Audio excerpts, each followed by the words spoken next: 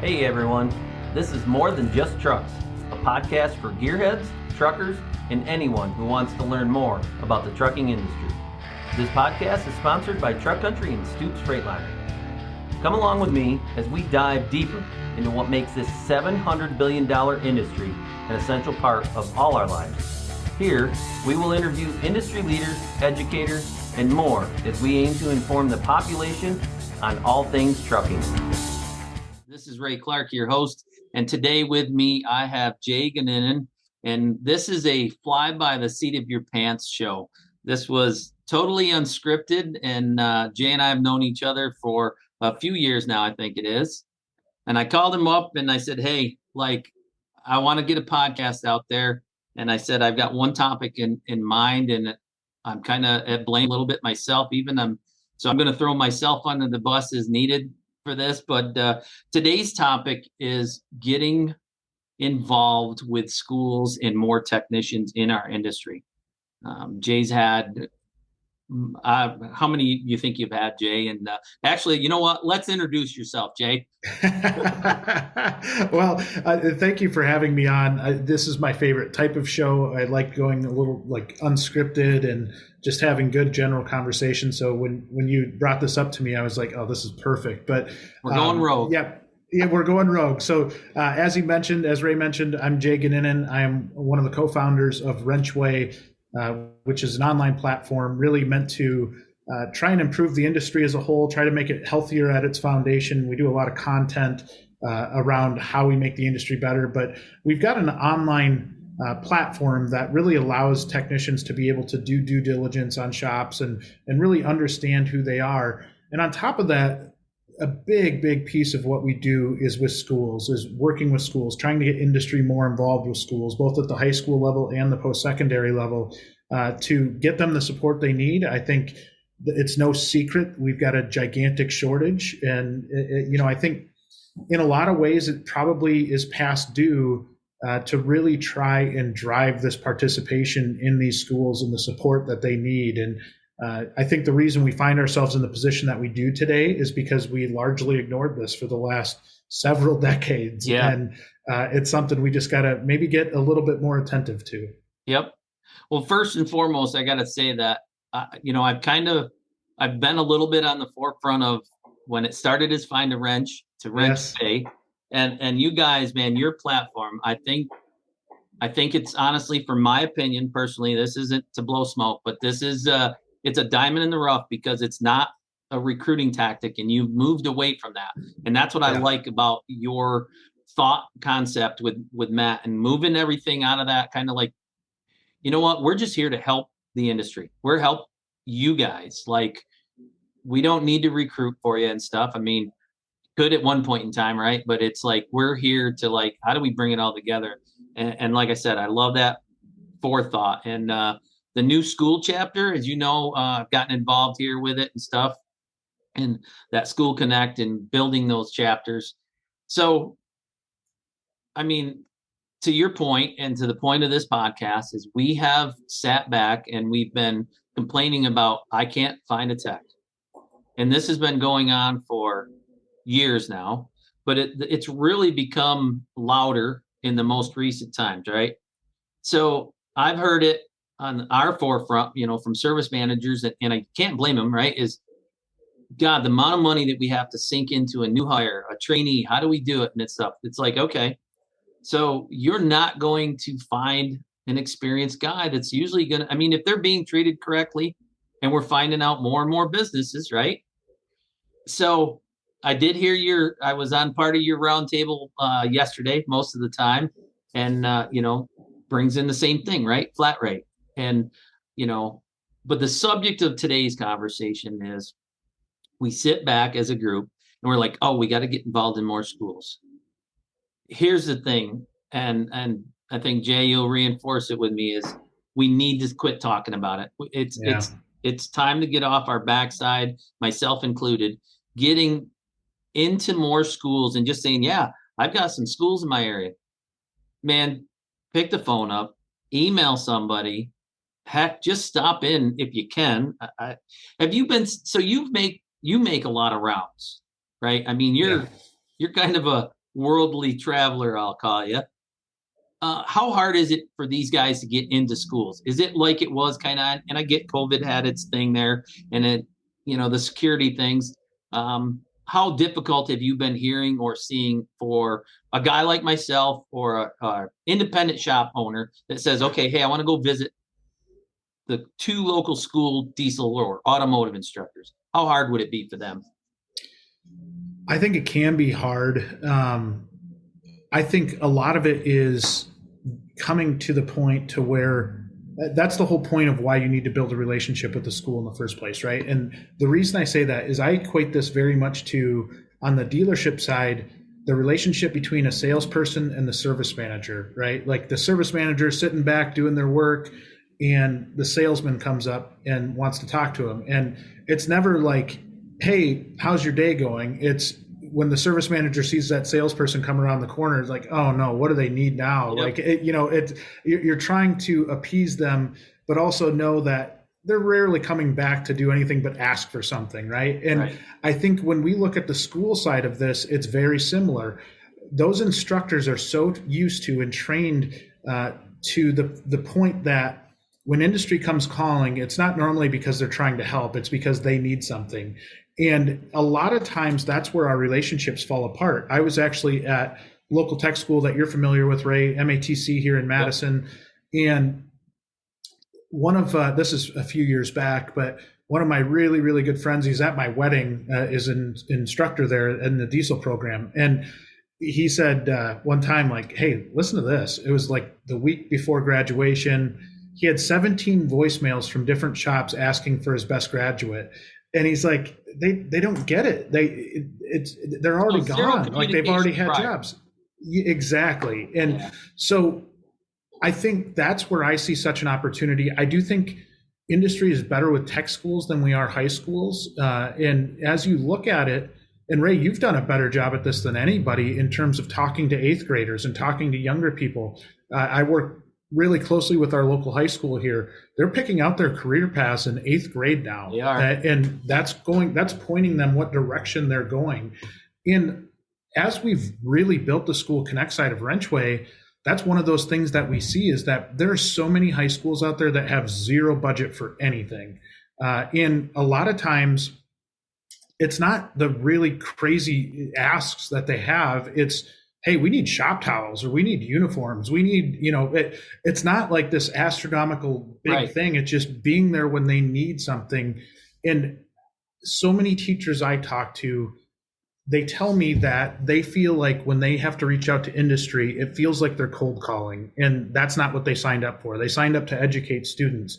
And so as it relates to asking for industry support, if it's a tech school program, trying to get their enrollment in order. There's a lot of diesel programs right now that have low enrollment. And I'm not talking about the big like WyoTechs and that kind of thing. WyoTech's doing as good as they ever have. But there's a lot of these community colleges that are struggling with enrollment right now. So what are we doing to bridge the gap to them? What are we doing to talk to high schools? What are we doing to talk to 8th graders? And I'll be honest, a few years back, you had told me you were doing presentations to 8th graders, and it kind of blew my mind at the time. But it was something that I learned. That's what I love about this industry. We kind of all learn from each other.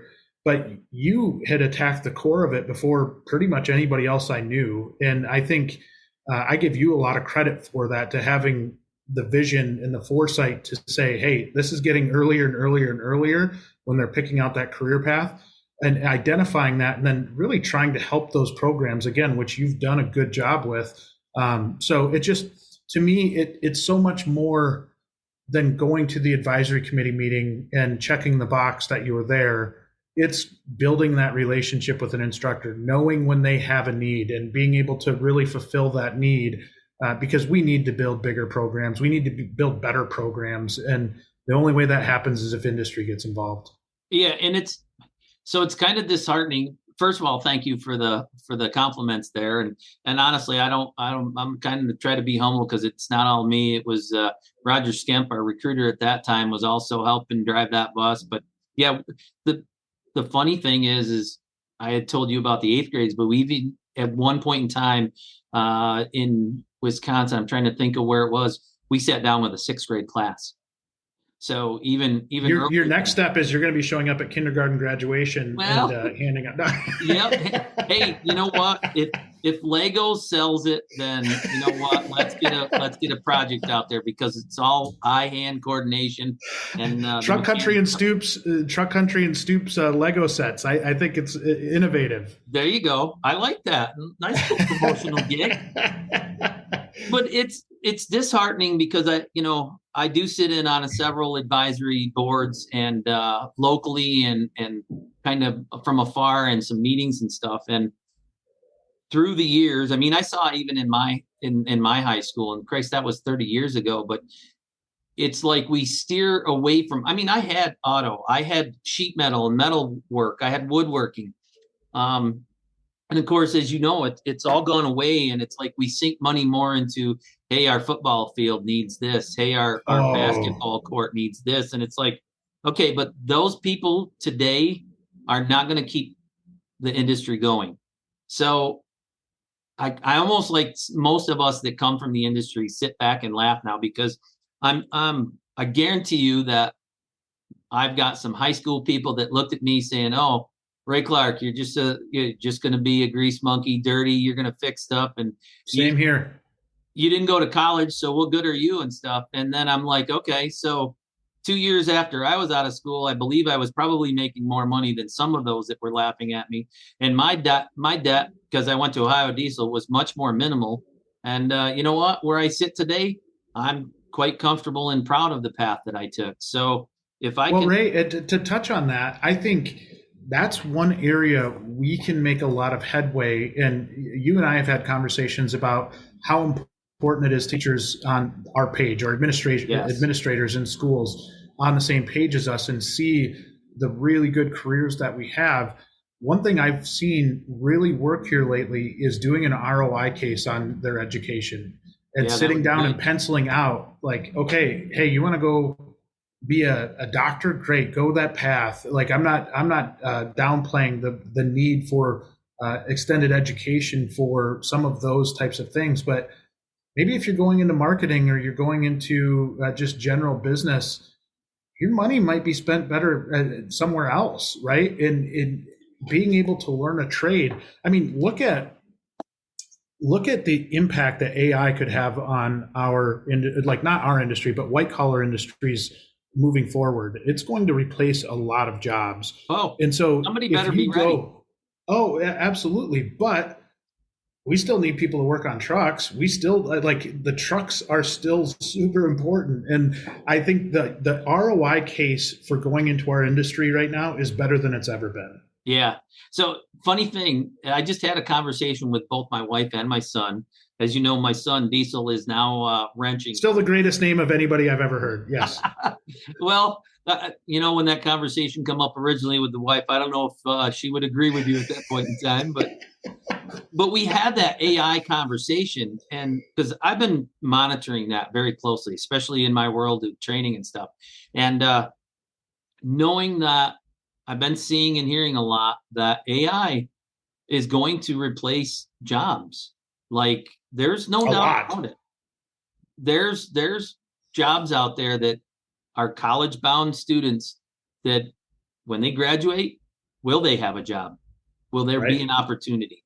And to your point, that was my argument back to my wife. She was like, well, they'll just have robots to fix the trucks. I'm like, they will never have enough. Well, they have them in the factories, they build them. I said, yeah, because it's a repetitive type single process that robotic arm does, right?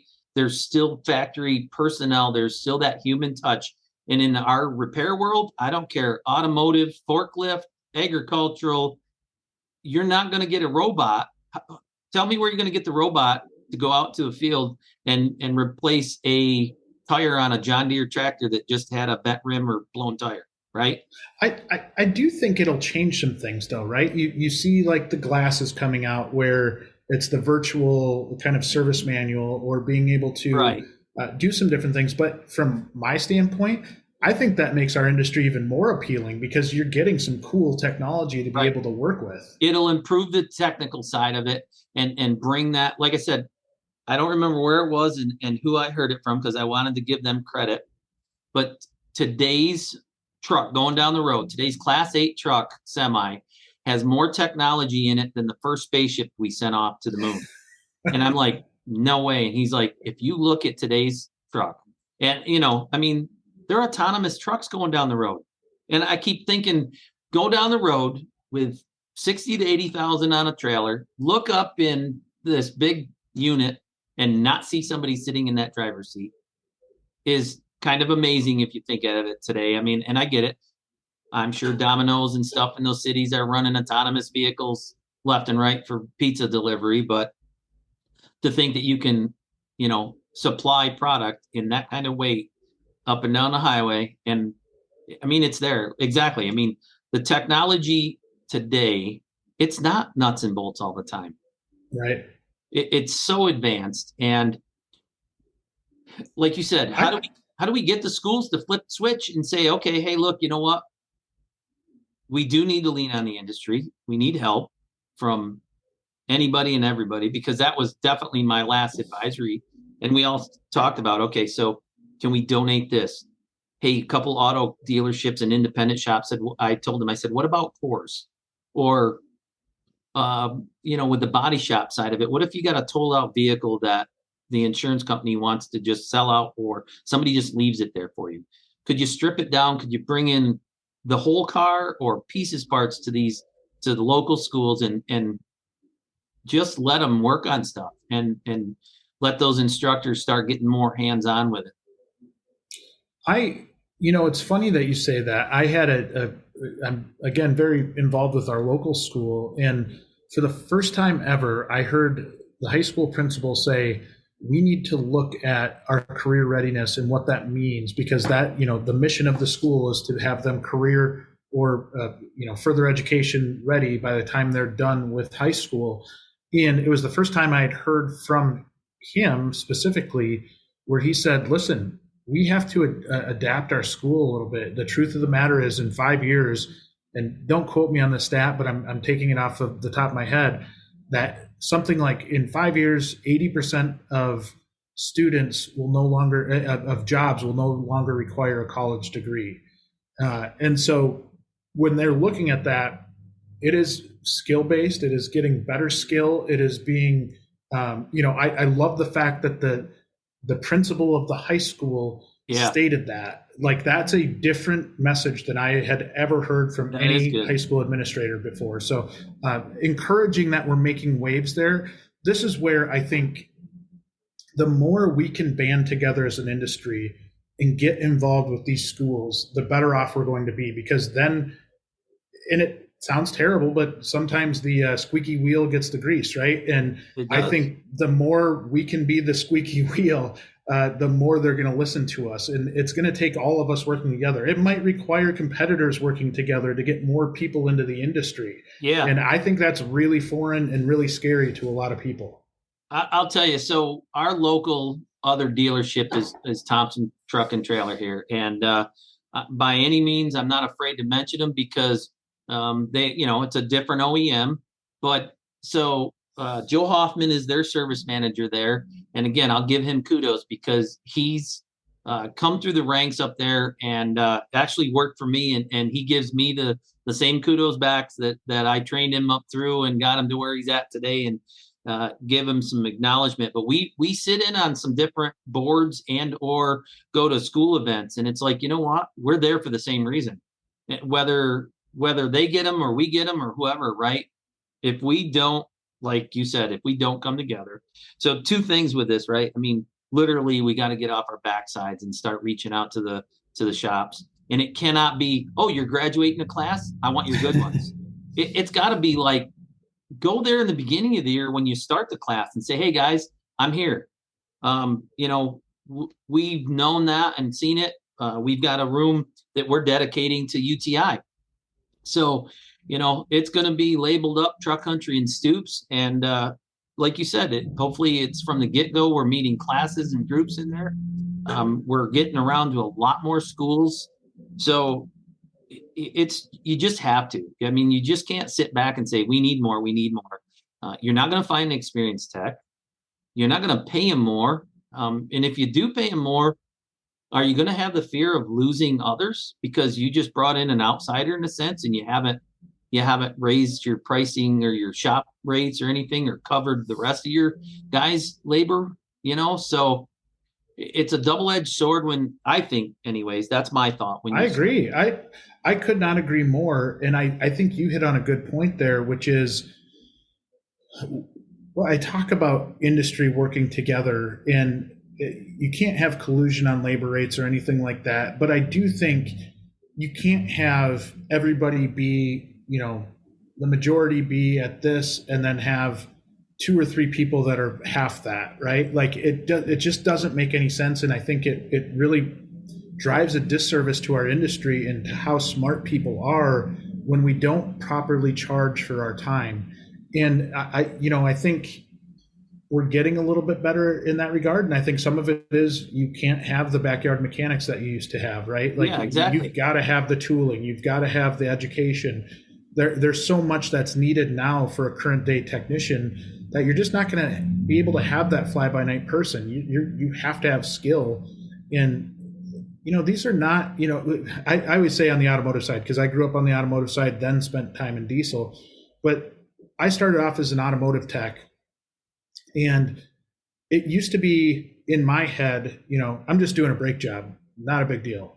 Right. And now, that I've gotten older, I look back and I'm like, oh my gosh, somebody's transporting their family in that vehicle. Somebody, there is, on the truck side, you see the liability concerns that happen when a repair goes wrong, and you just are driving gigantic machines that you have to have good people working on. You just can't have inadequate techs working on this stuff. And it's just, to me, we not only have to get more people into our industry, we have to get better people in our industry. We've got so many great people, but we've got to be able to appeal to that front of classroom type of student as well. And as technician changes, or as technology changes, it's going to take an entirely different effort. And that's what we have to come to an understanding with. Yeah. And you've heard my analogy before when I go into a classroom and I call out the gamers, because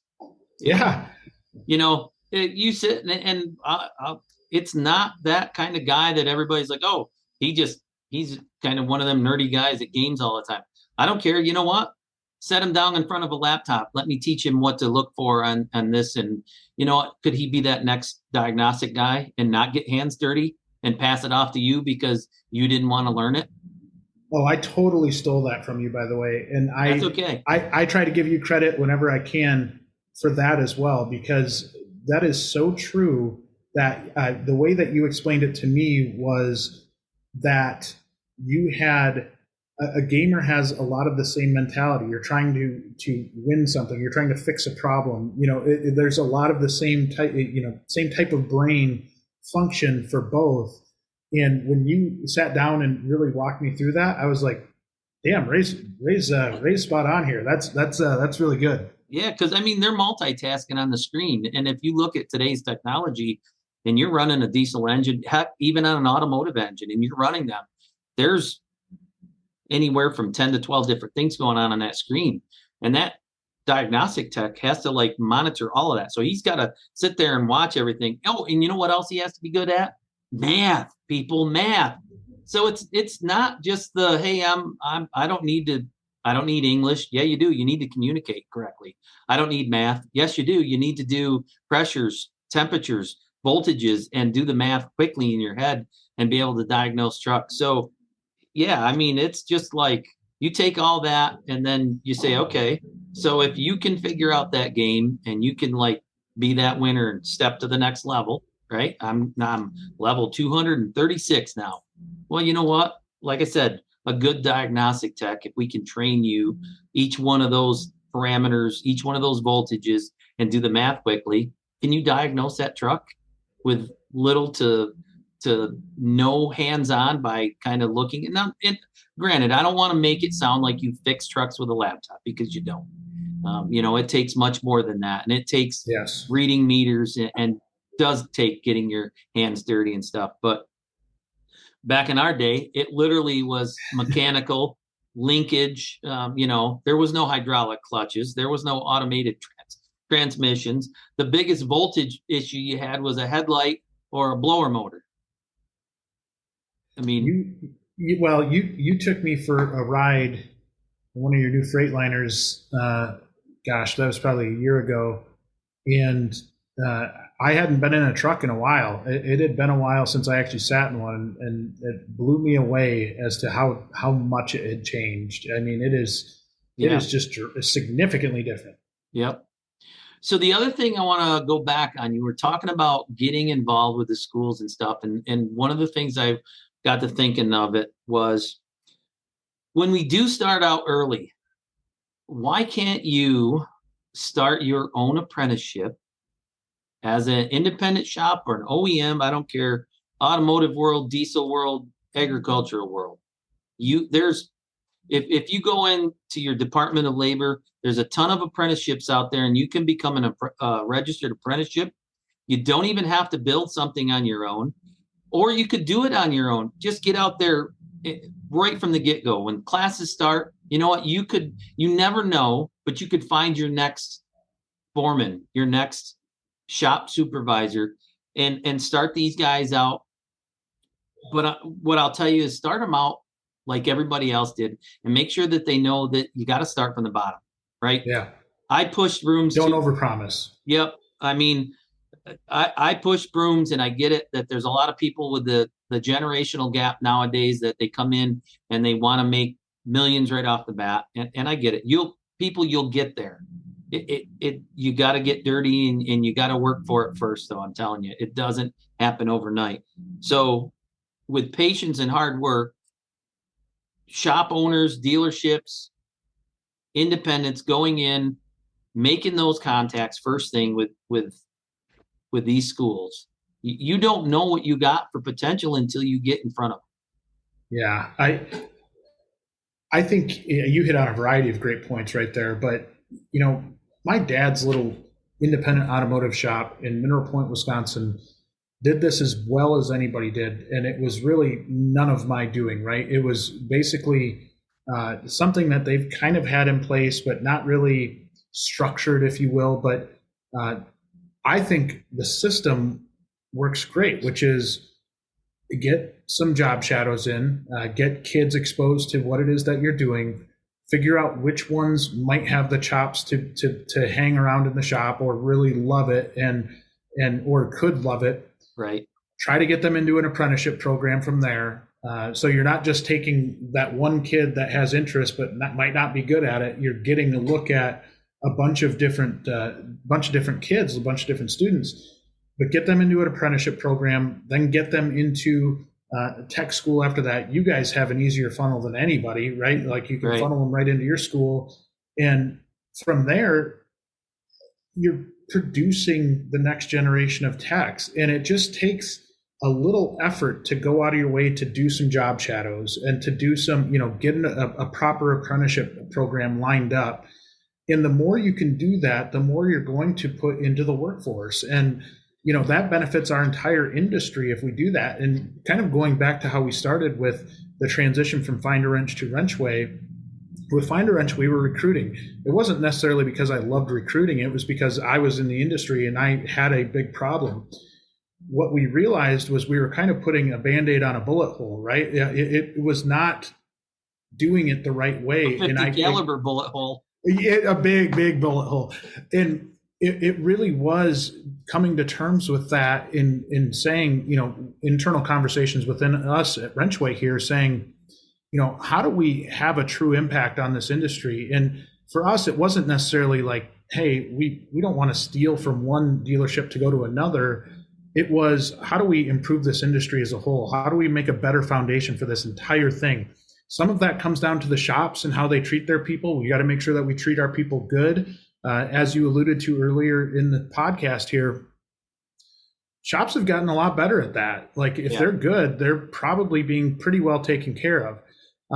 We still have a long way to go. There's still some really bad shops out there. And when a tech goes to a bad shop to work, they get a really bad taste in their mouth. And then if they go to another bad shop to work, they're out of the industry because they assume that every single place is the same way as the last two that they've had, right? Yeah. And we've seen a lot of that where we're not taking care of them well enough to keep them around. And some of it comes down to, I had a manager working for me once he was a hothead. He would scream at everybody. He'd scream at customers. He'd scream at all of his techs. This is in the equipment business, but he was a hothead, and he would admit I've that. been there. And you just can't have that anymore, right? Like the techs have so many options now that they're not going to stick around if they're treated that way. They'll close your box and walk that day. Right. Oh, 100%. And in a lot of cases, I don't blame them, right? Like if somebody's just screaming at you all day and looking over your shoulder and throwing stuff, it's not appealing to the current day great technician. They deserve more respect than that. Yeah. I like it. You said something earlier and my head started clicking with it, is all we have to do is with a little effort with a lot of gain. Yeah. Really, it's a little effort to get out in front of schools and really it's that open the door of opportunity for somebody that may or may not have the question. Here's the other thing that you can do. Well, things, like I said, you and I get talking and things click. Talk to your local Boy Scout programs. Yes. And have a Boy Scout night and Explorer night. We've been partnered with the Explorer program now for, holy cow, since I think 2018, at least 2018, we started with Explorer, and we have multiple nights where the Explorers, they can sign up, but that goes out to all the schools and stuff. I mean, they reach out to a lot more schools than just the local area. And there's another. Can they get a badge for that? What's that? Can they get a badge for that of any type? I haven't heard if there's an actual badge. I believe some of them, as they go through, if they do involve portion of that, like they've done some projects on the side, and it's usually, I think it's on the Eagle side, right, where they get those badges and they have an Eagle Scout project. I've heard of some guys, like in a sense, restoring one of their old family tractors or something like that. So, but I mean, that might be something to push for us as an industry, as like a repair badge of some type. That's a great idea. I mean, think about that. If you could promote something with, even as we're talking, like I said, man, youth ASE, right? So I mean, ASE is out there, and I was a master in the automotive world at that point in time, but can we bring it downscale and get schools involved with a youth ASE and try to help, like I said, right? I mean, how do we help the industry, help the schools? And that's a great idea. I've got a lot of connections with ASE too. I can reach out and bridge that idea to them, because I think that's fantastic, Ray. I mean, think about that, right? Because now you're going to get bigger pockets, more ears to listen to it, right? And more acknowledgement, the whole works. And then just, I don't know, maybe drive that to where we can steer, maybe some more of these CTEs, these career technical education centers and or automotive classes back into the schools. What a fantastic idea. I love that. Like, I think as we look for opportunities to get more involved with the youth, I think that is a great idea that I hadn't thought about before, but I think there's a lot there for that. Yeah. So let's wrap things up. Like I said, point blank, I was going to try not to cuss or anything, but we just need to get off our ass, and we need to get in front of it as independents, as personnel in the industry. The whole industry, exactly. But again, you guys are doing an awesome job. Like I said, I congratulate you for the leaps and bounds that you guys have taken in the company and gone from that Find a Wrench to WrenchWay and everything that you guys are doing now. Seriously, you guys have done a great job in the background with that. Your connections that you've made through the years, your first roundtable that you cordially invited me to, and the partnership and the people that I met from that has just been great. I mean, It's like I keep my ear to the wall to Full Bay all the time now. Good.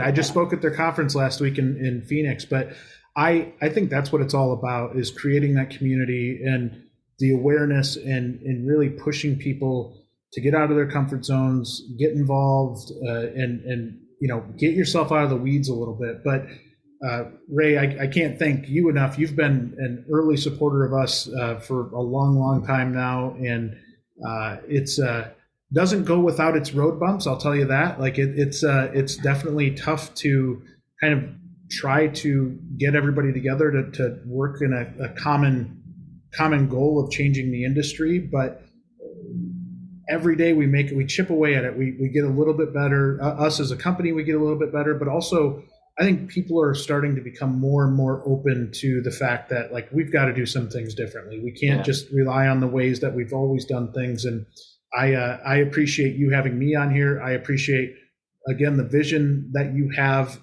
for the industry and the things that you've done, because without partners like you, it just doesn't happen, right? So we definitely appreciate everything that you've done over the years. Well, thank you. And look at us as human. Our human nature is we're mechanics, we're technicians, we fix things. This is a problem and we need to fix it. So again, get off our backsides, get out in front of the schools, do anything and everything that we can. And I thank you all for your time today, for listening. And thank you to our host, myself and Jay, my guest, and then our sponsoring company, Truck Country Stoops, for everything that they do to kind of support me to keep this podcast going. And again, Jay, thanks for your time today. I appreciate everything. Thank you, buddy.